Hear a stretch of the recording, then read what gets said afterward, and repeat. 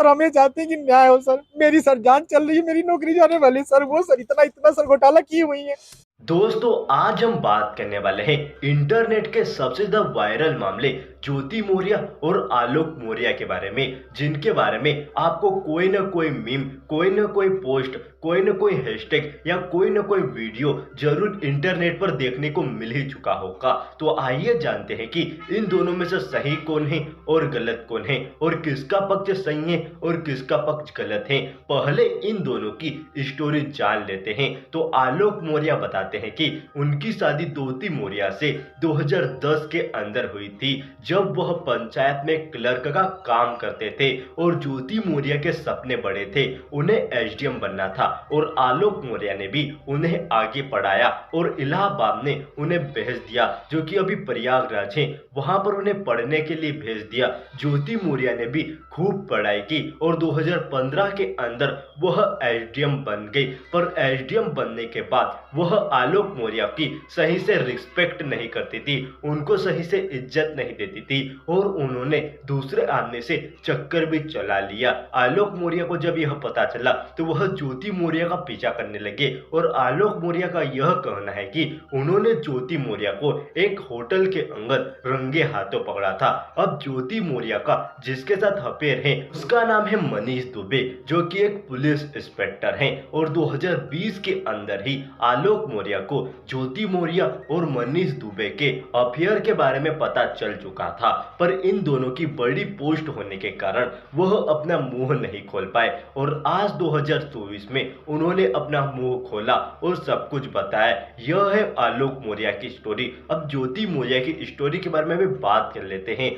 वह कह रही हैं कि यह दोनों उनसे दहेज मांग रहे हैं और आलोक मौर्य का पूरा परिवार उनसे दहेज लेना चाहता है। 50 लाख रुपये ज्योति मौर्य से आलोक मौर्य ने मांगे हैं, ऐसा ज्योति मौर्य का कहना है। और आलोक मौर्य का ऐसा बताया गया था कि वह पंचायत के अधिकारी हैं, बल्कि वह क्लर्क नहीं है, ऐसा ज्योति मौर्य का कहना है कि शादी से पहले ऐसा ही बताया गया था।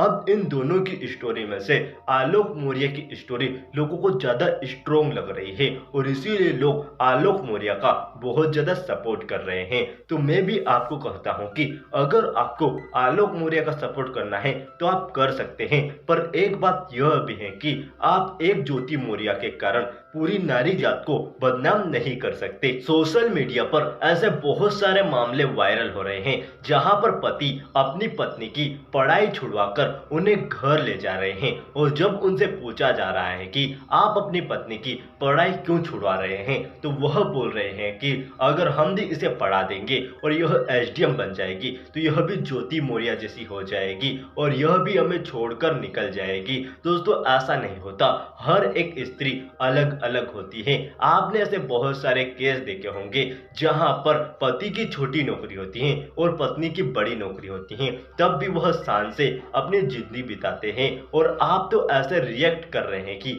आपने ऐसे केस पहले देखे ही नहीं हो, आपने ऐसे बहुत सारे केस पहले भी देख रखे हैं। आप सोच रहे होंगे कि ऐसा केस तो हमने नहीं देखा, तो मैं आपको बताता हूं कि उन केस के अंदर जेंडर स्विच हो जाता है। आलोक मौर्य की जगह कोई स्त्री रहती है और ज्योति मौर्य की जगह कोई पुरुष रहता है। आपने ऐसे बहुत सारे एक्टर्स, पॉलिटिशियन और सेलिब्रिटीज देखे होंगे जो कि दो दो शादी कर कर बैठे हैं और दोनों पत्नियां एक साथ रहती हैं। आपने ऐसी कोई स्त्री देखी है जो कि बहुत ज्यादा पावरफुल हो और उनके दो पति हो? आपने ऐसे केस कभी भी नहीं देखे होंगे, पर आपने ऐसे केस देखे होंगे लोगों की दो दो पत्नियां, तीन तीन पत्नियां होती हैं, तब भी वह अपने पति को छोड़कर नहीं जाती और अपने पति के साथ ही रहती हैं। सारी पत्नियां एक साथ रहती हैं, पर आपने ऐसा केस कहीं पर देखा है किसी पत्नी के दो पति हो और वह दोनों भी एक साथ रहते हो?